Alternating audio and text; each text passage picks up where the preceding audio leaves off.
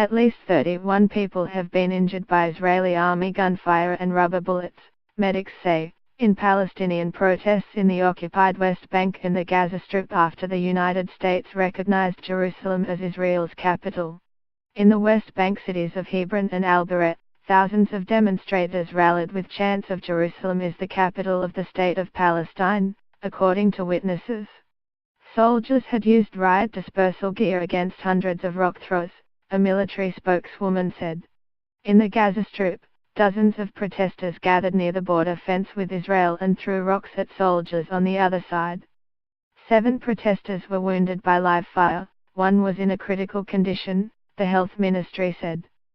4 people were wounded by live gunfire in the West Bank and another 20 were hit by rubber bullets, according to health officials. An Israeli military spokeswoman had no immediate comment. Palestinian authorities called a general strike in protest at U.S. President Donald Trump's announcement about Jerusalem on Wednesday. The leader of the Hamas militant group, which runs Gaza, called for a new armed uprising in a widespread show of anger, as the demonstrators torched American and Israeli flags. In the West Bank town of Bethlehem, troops fired water cannons and tear gas to disperse a crowd in clashes that could cloud the upcoming Christmas celebrations in the town of Jesus' birth. In Ramallah, the seat of the Palestinian government, protesters set tires on fire, sending a thick plume of black smoke over the city.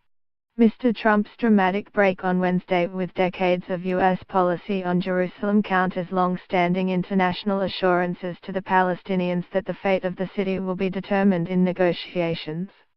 The Palestinians seek Israeli-annexed East Jerusalem, captured by Israel in 1967, as a future capital. Palestinians closed their schools and shops on Thursday to begin 3 days of rage over Mr. Trump's decision. Rallies were underway in other West Bank cities, and a demonstration was being held outside the Damascus Gate of Jerusalem's Old City.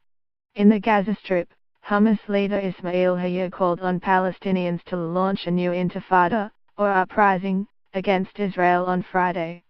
The American decision is an aggression on our people and a war on our sanctuaries, Mr. Haniyeh said in a speech, urging supporters to be ready for any orders.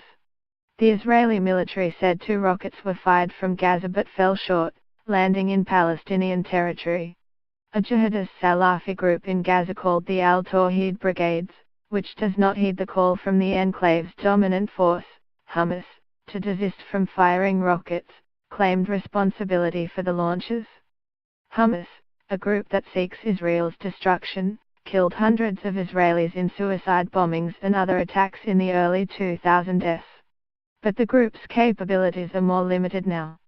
Gaza, Hamas' stronghold, is closed by an Israeli blockade, while in the West Bank, many of its members have been arrested. Nonetheless, it possesses a large arsenal of rockets in Gaza capable of striking much of Israel.